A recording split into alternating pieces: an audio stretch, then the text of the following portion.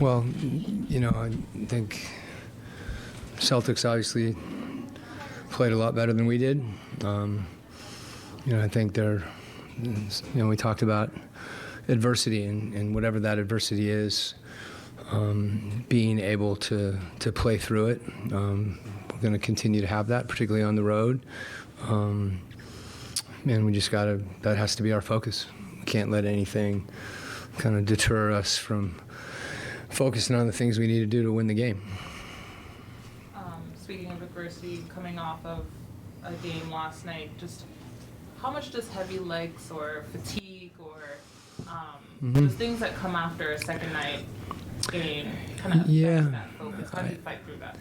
You fight through it. I think you have to recognize that you're in that place, and I think the mental fatigue, as much as anything, can wear on you, where you lose sight of some of the little things. You're just maybe a step slow or a little disconnected and not communicating as well. And those are things we'll continue to talk about. And tonight, obviously, there was a number of areas of the game we needed to be better.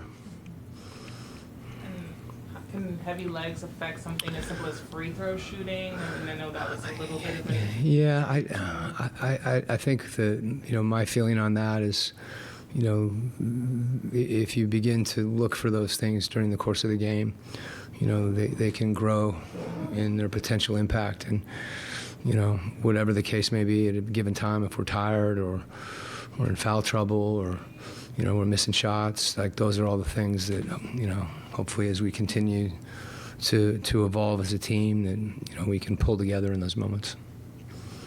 Obviously, Trey's a dynamic scorer. He's on quite a run he's on right now. He's hit at least 5 threes in 4 straight games. 35 points a game. Talk about his game right now. Yeah, I think his three-point shooting is a big part of his game. He had a lot going on at the beginning of the season. He had a baby, and I think he's been really committed to, running the team in a way that, where we're attacking collectively. And he's beginning to really find, windows during the course of the game where he's recognizing when he's open and he's not hesitating. And I think that's reflected in his three-point shooting. And, if he's taking those shots, sometimes even if he's not making them, I have confidence in him that they're going to go in. But it does a lot of other things on the court to set up other parts of his game, to involve other people. And I think that's a big thing for him to continue to do. And I think he's taking good shots. Talk about dealing with adversity. There was a couple of starters, and of course, for a long season. Can teams like that can they be dangerous because they're a little hungry? They're missing people. Yeah, I think that's always the case.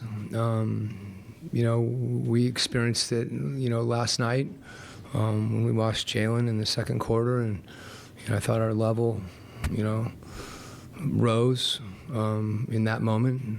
I do think that happens, but it happens to a lot of teams.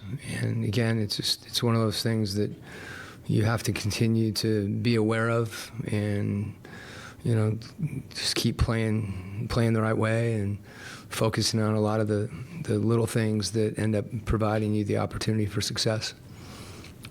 The rebounds and the paint points for the Hawks, those are two areas that we usually excel over other teams in. Could that possibly be because JJ, the chemistry is off because JJ's not in there? Well, JJ's big, and he's one of our better defensive rebounders. So, not having him is going to impact that. There's no question. I mean, I don't think that said, that's not an excuse for us. JJ's going to be out for a little while. And I thought as the game progressed, we have to gang rebound. We're undersized sometimes, and that doesn't have to be determinative. It just means we've got to, find ways to get people off the glass. But we're not going to get, if it's a jump ball, it's going to be hard for us to get it. So we have to do more. And no one player is going to dictate that. We've got to do that collectively. Thanks. Okay.